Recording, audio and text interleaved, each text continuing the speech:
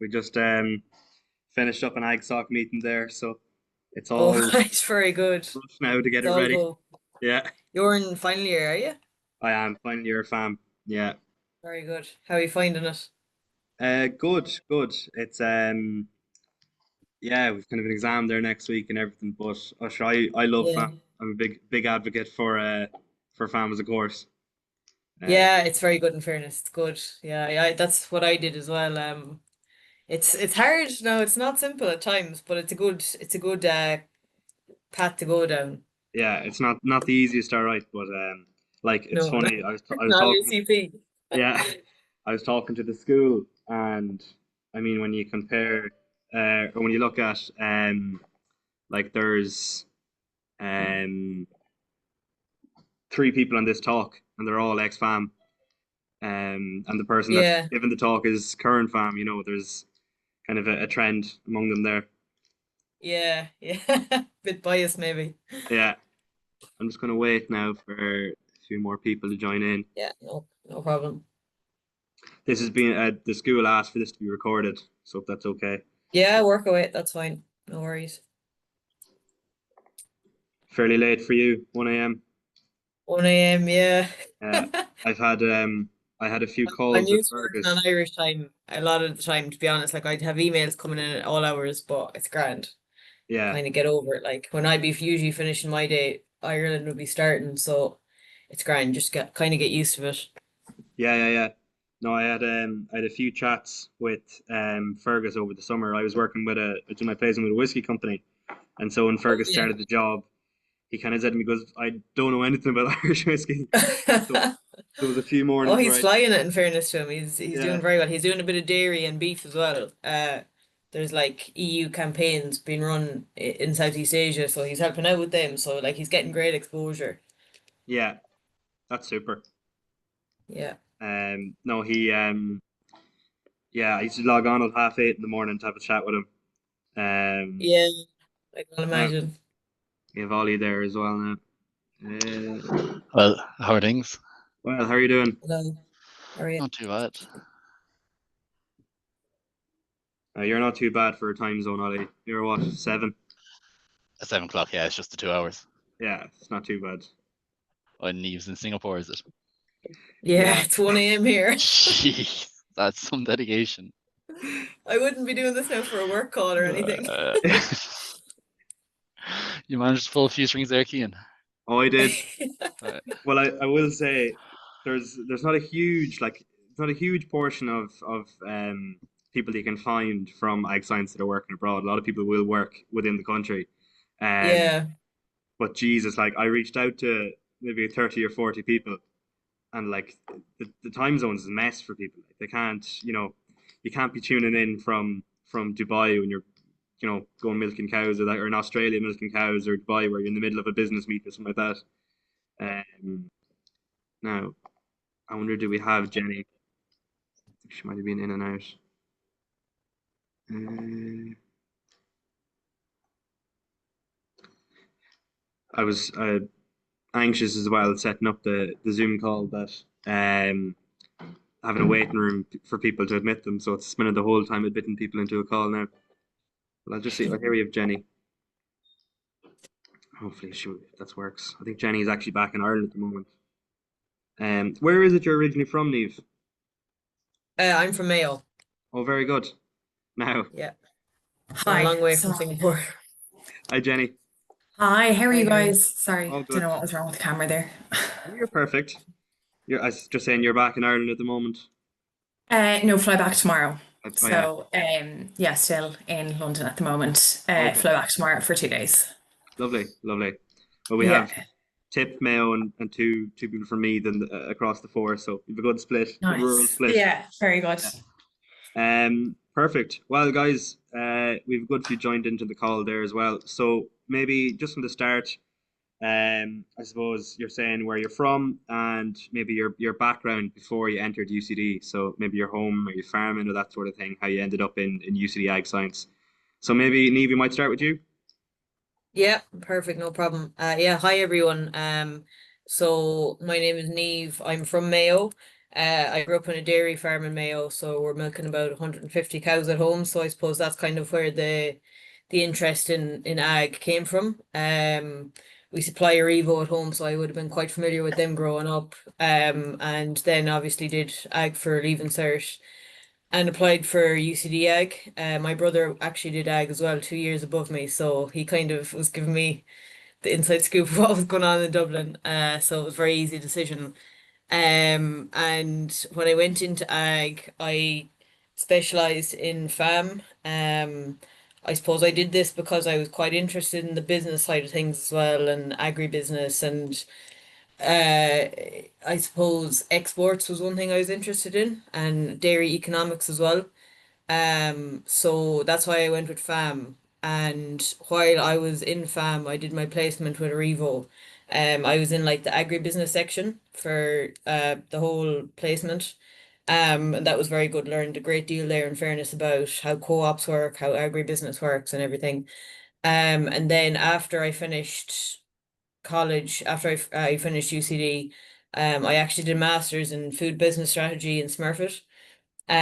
So again, that was kind of nearly like a fifth year fam, to be honest. It was very focused on agribusiness, food, that kind of area, but very, very good, like great year in fairness. And then from that, I went on and worked with Alltech for about 2 years. So with Alltech, I was working on marketing with the Irish sales team. So I was kind of split between Alltech and Keenan. Um, so obviously Alltech is a animal nutrition company. But again, very good company to work for. Like they give you really good experiences there. And they're a global company, like they're headquartered in Kentucky. So I suppose for the sake of this call, they've offices all around the world. Which is very interesting. Like there was, I suppose in my time there, I didn't do a huge amount of travel worldwide, but I was over and back to like the likes of the UK and stuff. And then I suppose after that, I was traveling for a few months last year in Canada, and I worked with a company then when I came home called Fibro. They're again another animal nutrition company. I suppose a competitor of Alltech. And they're kind of one they're actually based in Ireland. They have an office in Sligo, and they're growing a lot. So it's I suppose for fourth years, it's definitely one to look at because they're always having jobs coming online and stuff. So then I applied for the Bord Bia Marketing Fellowship last year, sometime maybe July, August. And I got offered it just before Christmas last year. So basically how this works is they take on like 20 people for 18 months, and they place them in a Bord Bia export market around the world. So no one stays in Ireland. So I was placed in Singapore. They place you based on your experience and I suppose the companies you're paired up with. So it's kind of like it's very export focused and there's a lot of like business development and stuff. So I work with on behalf of Lakeland Dairies and Silver Hill Duck.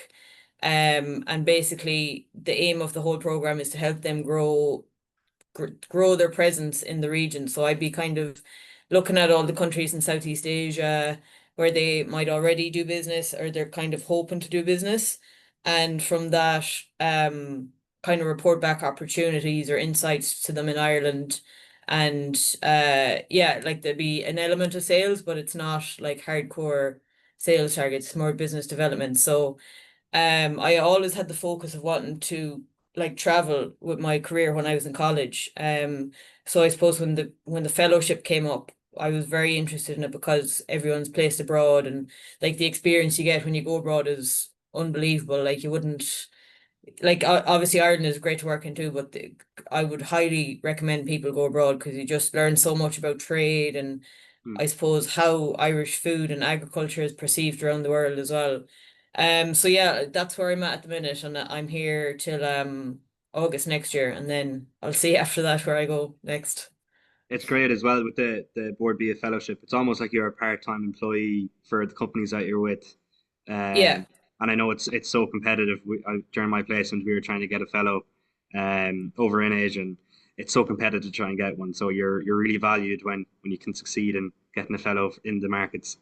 So maybe I might pass it over to yourself now, Jenny, and just kind of give a brief introduction to where you're from. Um, just a heads up, myself and Jenny actually used to work together when I did a summer internship, so that's how I somehow managed to get her onto this call and her busy schedule. But for anybody else, introduce them maybe to BFree, what you guys do and how you find yourself over in London now. Yeah, sure. So my name is Jenny Ryan. I work as a national account manager in the UK for BFree Foods. So I graduated from Ag Science. I specialised in FAM. So graduated in 2018, so a while ago now. But I did my internship in BFree. So I just by chance like called the office one day. They were a much smaller business back then. So that was in 2017. I then did a year and a half in New York on a graduate visa. So like something very different, worked for a hospitality group. So that was more in kind of events, organization and that kind of thing. And then moved back to Ireland in 2020 and have been with BFree ever since. So I've kind of done a range of roles with them. So when I went back in first, it was kind of in a sales administrative assistant role, working on global markets. And then after about 6 months, got the opportunity to work on our export region. So BFree is a gluten-free bakery brand. I'm sure a lot of people haven't heard of it. Specializing in bakery products, whether that's bread, rolls, wraps, or whatever it might be. And we export globally. So the US is now our biggest market, and the UK will be the second. So kind of have seen a huge amount of development over time, but got the opportunity to work on export. So that was looking at new regions across Europe and the Middle East. So the biggest markets that I worked on were kind of the Netherlands, Benelux region, and working with distribution partners there to get it out to retailers. And then the other biggest would have been Scandinavia. So Norway, Sweden, and Denmark. Norway was the biggest region there, and then some new business at the time launched into Dubai and Bahrain. So that was a great opportunity as well. So did that for a little under 2 years. And then about 2.5 years ago, got the opportunity to move to the UK and work on kind of the big retail accounts over there. So started with Asda, Waitrose, and Morrison's. And that kind of progressed over time in terms of kind of the autonomy I had over those accounts. So unlike Niamh, I do work in more KPI sales targets. Fortunately and unfortunately, sometimes depends how the market is performing, but it is quite competitive. It's a much more mature market now. There's a lot of challenges. It is, heavily reliant on price and margins, and that is like a huge part of my job. Sales isn't all it's glamorized to be a lot of the time. It is a lot of numbers, a lot of Excel sheets, a lot of people having to put their profit margin first, whether that's the company or the retailer. A lot of discussion around investment and what that looks like. And then very recently got the opportunity to take on Tesco UK. So in next year, I will be managing Tesco in the UK. They are the biggest retailer in the UK, but they are the second biggest account to BFree globally. So really excited to kind of see where that takes me. But with that comes a significant portion of the sales turnover for the business. So interesting to see where that takes me. But yeah, my career has been sales. Didn't foresee that when I was in FAM. Never thought I would be that person, but it is good. It's challenging. There's ups and downs. When you get the win, it is great. And it's like really important to cherish that. But, with that comes a lot of negativity and bad news as well. So it's kind of about taking the wins when you can, but not taking the losses too hard. So that's kind of where I am at the moment. Yeah, super. Thank you. Any further? Well, congrats on getting Tesco as well. Yeah, thank you. A fun one to work with. Yeah, we'll see where 26 takes us. So yeah, no, thank you. Absolutely. Maybe yourself, Ollie, fellow Meath man. We'll brush on what you're doing down there in South Africa. Well, so yeah, my name's Ollie Canning. I did FAM as well. Looks like it's a bit of a trail going, but I graduated in 2023. So I studied abroad in Iowa for the first semester, and then I did my second semester down in Kerrygold Park in Mitchelstown. It's where they manufacture all the Kerrygold. That's what got me into the door of Ornua. Then kind of made a few connections there, talked around, and then applied for the grad program for that. So my first year grad program, I was based in Dublin on their cheese team. I was selling cheese in the UK and Ireland. It's kind of more bulk format. So our minimum order is one shipping container. It's about 24 tons. So it's kind of all business to business commodity sales. And then the main reason I joined Ornua was kind of just their international presence. And I seen that they were hiring for a role in South Africa. So applied for it, went for it, and ended up moving down here. So I've been down here just over a year now, working as a sales executive. My markets would be kind of all of Africa, Middle East, and then I have a few customers in Bangladesh. So we mainly cater in commodity sales here. I work in the ingredients department, so we sell about 60,000 tons of Irish dairy products per year across those kind of regions. The majority of it going into milk powder in West Africa. Just conditions there, kind of low spending power, they wouldn't have as much disposable income, kind of makes it milk powder more accessible for them. They also wouldn't have milk production, so they kind of don't really have many options in food. So kind of that's where the Irish dairy industry is going to be quite good for catering in, kind of helping kind of nutritional side down there. So we have several manufacturing plants and revacuum facilities across the continent then as well. Been lucky enough to visit a few of them. So we have one in the DRC in the Congo. Crazy country. The average person there makes $1.50 a day. And kind of when you're making $1.50 a day, kind of every single cent you spend is kind of like life or death. So that's where kind of we come in with kind of how we can make products more affordable that this consumer actually can kind of have some nutrition in their diet, because the majority of it would be very low calorie, high calorie, low nutrition food. So kind of them having a bit of milk, which is protein, fats, kind of it's fortified, kind of adds a bit more something to their diet. Then kind of, so I'm living in South Africa now. It's down in Port Elizabeth. It's a smaller city. Beautiful part of the world, kind of good culture, kind of nice place to move to. So I started surfing, moved down here, a bit of running. I think that's what traveling is good for as well. It offers different opportunities. Like I hope you're Kian will not tell you, becoming being from Mead, you wouldn't be I hope you're surfing not too becoming a much. I bet Springboks fan, Ollie, anyway. Fuck, you get some hardship for it. Yeah.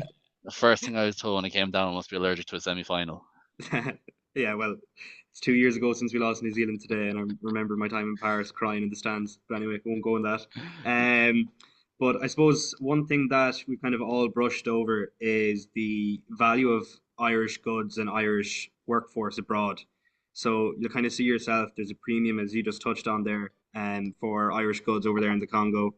I know BFree exporting all across over to the US and all over the world. And you get to experience kind of the value of, Niamh, you get to experience the value of, the premium for Irish goods that are coming onto the shores of Southeast Asia at the moment, which is still very much an emerging market for a lot of Irish companies. So maybe kind of we'll touch on that. Like, you really see the open arms for the Irish abroad, Niamh.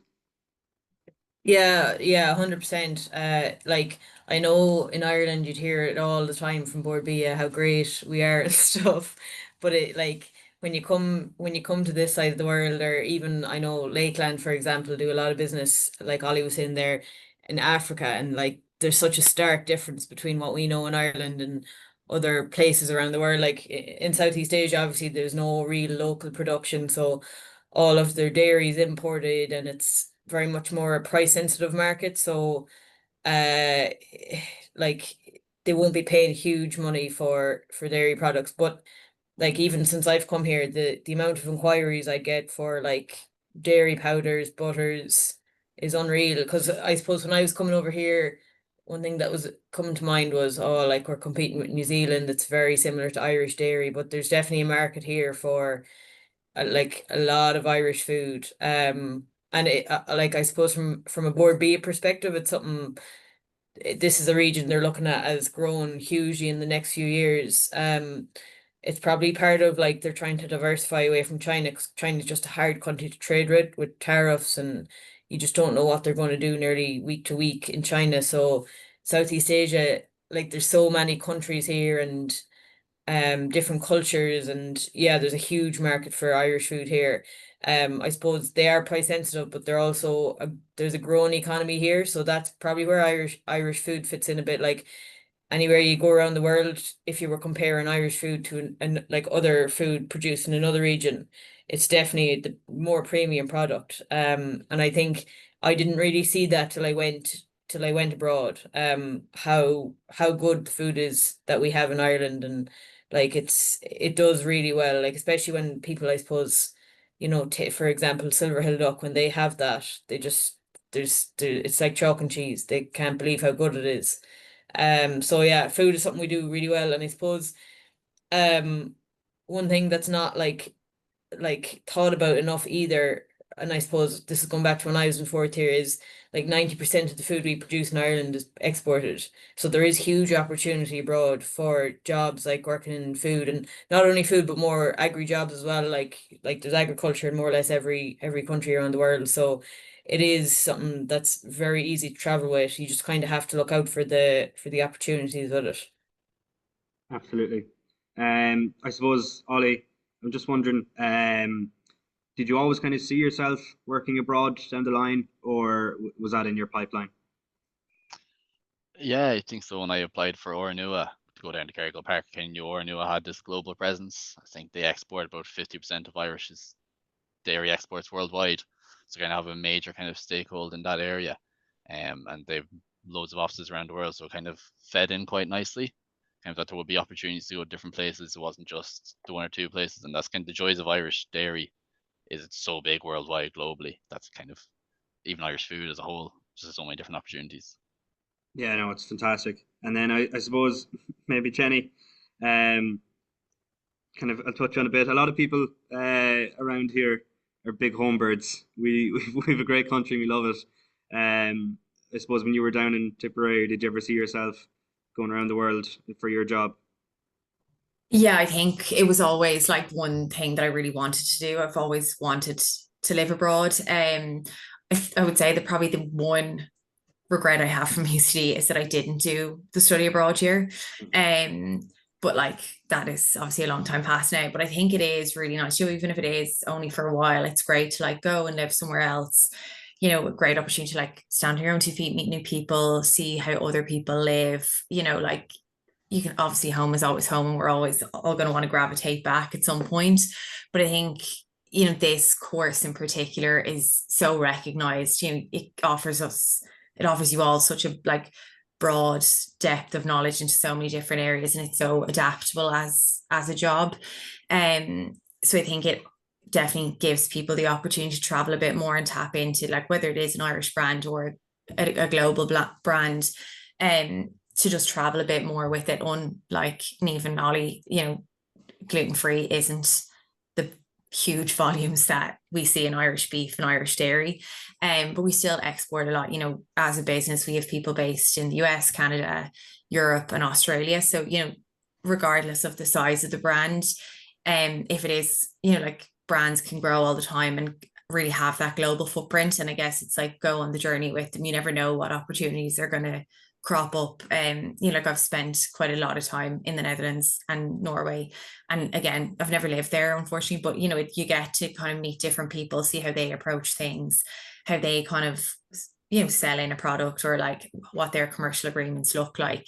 And then obviously I now live in the UK, which unlike South Africa and Asia isn't quite as exotic or tropic.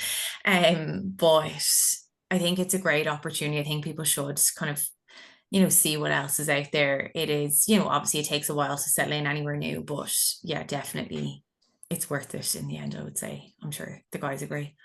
Yeah, definitely. I'm sure the UK maybe not doesn't have as many culture shocks as South Africa or No. Southeast Asia.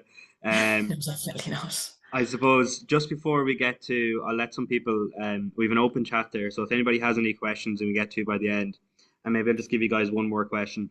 So I suppose we'll do the classic corporate question, which was introduced to me in BFree. You guys have all had your time now abroad. So maybe if you want to give the highs and lows, the pits and peaks of maybe your professional life abroad, and we might start with you, Niamh, if that's okay. Yeah. So I suppose I'll start with the highs maybe. Just I suppose sometimes, let's say as part of what I'm doing out here, because there's so many countries in such a close proximity. You know, one of the companies at home might say to me, "Can you fly to Hong Kong or somewhere next week?" And you can just go and do it. It's you know, it's crazy to think you could just go there for a few days and whatever, go to meetings or trade shows or whatever. So like the travel element is a huge plus for me. I love that side of it, and just seeing different cultures and stuff. I suppose it's good fun. Like I'd probably gravitate a lot towards the Irish community when I'm abroad. Like I'm playing football and stuff over here, so I do find myself doing that. Just can't really beat the Irish fun. So that's nice to have that when you are abroad, to have that kind of community around the place. And then just I suppose the experience you get, like when you're dealing with different cultures and different, you know, customers around the world who might be buying huge volumes, just to be in meetings with them and hear what they have to say, you learn so much. Like it's so valuable to hear kind of what they say and just get insights into, for example, the dairy side of things, just seeing how dairy might go in the next few months or whatever. And it's great to be able to say that back to the companies in Ireland because they really value that. And then I suppose some of the harder points of moving abroad is setting up abroad can be quite tricky, like with visas and phone numbers and just day-to-day things like that. That can be quite challenging. And I suppose in Asia in particular, like it's more of a culture shock. Each country is different again, and like obviously language barrier would come into it sometimes. So they are harder bits. And I suppose with my job as well, just working, like I very much work nearly on Irish time a lot of the time. So just kind of adjusting to that day to day can be tricky sometimes. But overall I'd say like the good outweighs the bad, definitely. Yeah, it's a great experience, like. Super, perfect. And maybe I'll pass it over to yourself, Ollie, now. Yeah, I think what Niamh said there at the end is definitely right. Kind of the good does outweigh the bad. Kind of there's always going to be challenges no matter where you go. I think kind of just a different perspective, kind of the different local cultures can teach you. Like business in Africa is very much about pride and kind of their word. Where I kind of can teach you a different perspective in that. Where Ireland, when I was selling cheese in Ireland and the UK, kind of felt was price first. But like here, kind of they love their brands, they love their name, kind of they love the reputation they have, and they value that a lot. It's kind of a different perspective of doing business. Kind of helps you kind of become a bit more rounded. And that's kind of the culture locally here in South Africa as well. Kind of the rugby culture, braais, kind of outdoorsy lifestyle is always nice as well for a change. Struggles, kind of difficulties. It can be quite far from home and stuff if you're traveling. So you kind of have to be willing to kind of go head in first. That's what I found in South Africa. Like it takes me about 27 hours of flying to get down here. You have to go through 3 different airports, so it's a good trek. But like if you're willing to go for it, and there's nothing really holding you back, then you just have to put a hands-on approach. It makes slaying all the more valuable when you get back, I'm sure. Beautiful part of the country. Yeah, it was recently the home of a good TV show, The Traders, there in Slane. So it's the height of the topics now at the moment. I have customers here talking about it. I don't know how they managed to hear about it. There you go. That castle show. Yeah. They always say bad news travels fast, but maybe good news travels as fast as well. Might pass it over to yourself, Jenny. Good old pits and peaks question. Yeah, like definitely, you know, obviously when you move abroad it is challenging, but it's always like so worth it. I think when I moved to the US, like, you know, you can kind of feel like the rug's been pulled out from under you a bit. Like you kind of almost feel like you're starting afresh, like you make new friends, like, you know, the way people speak, they don't always pick up on Irish humor, or like, you know, small things like that. You can sometimes feel like, oh God, what have I done? Or like that landed like a lead balloon, or, you know, whatever it might be. And sometimes you just kind of have to brush that off and like keep going. But I guess it's, you know, meeting new people, seeing a new city of, you know, different things, the opportunity to travel a bit more. Like you can, you know, if it's in the US, you know, you can fly internally, visit different cities, meet new people.